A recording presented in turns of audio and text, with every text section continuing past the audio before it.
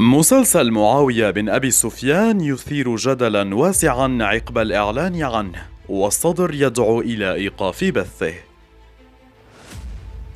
تثير الأعمال التاريخية والدينية حالة من الجدل عقب الإعلان عنها بشكل دائم، ومن المقرر أن يشهد الموسم الرمضاني المقبل عرض مسلسل معاوية بن أبي سفيان، الذي دعا زعيم التيار الصدري إلى إيقاف بثه.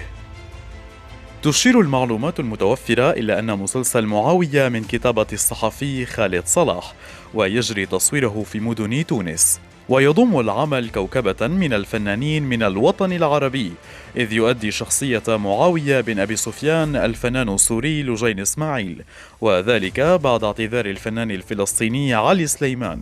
بينما تشارك كل من الفنانات أسماء جلال وعائشة بن أحمد وجميل الشيحة في شخصيات زوجات معاوية. ويجسد الفنان الأردني إياد نصار شخصية علي بن أبي طالب، وتجسد الفنانة سهير بن عمارة شخصية هند بنت عتبة والدة معاوية. وبحسب المعلومات المسربة والمنشورات، تدور أحداث المسلسل حول الفتنة الكبرى، وهي الفترة منذ بدء الفتنة بعد استشهاد الخليفة عثمان بن عفان، مرورا بتولي الإمام علي بن أبي طالب، ثم اغتيال علي في المسجد وتولي الحسن، ثم تنازل الحسن وتولي معاوية وتولي يزيد، وحتى استشهاد الحسين في كربلاء.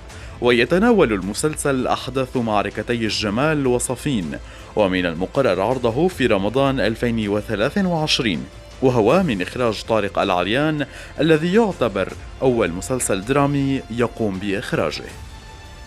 ومؤخرا عاد الجدل حول مسلسل معاوية بن أبي سفيان، الذي بدا المخرج طارق العريان قبل فترة بتصويره إلى الواجهة مجددا، مع تحذيرا أطلقه الزعيم الشيعي العراقي مقتدى الصدر عبر تغريدة على تويتر، طالبا من قناة MBC السعودية أن تلغي عرض مسلسل تاريخي بعنوان معاوية بن أبي سفيان، منتقدا هذه الشخصية ومحذرا من أن عرض المسلسل يمكن أن يجرح مشاعر البعض.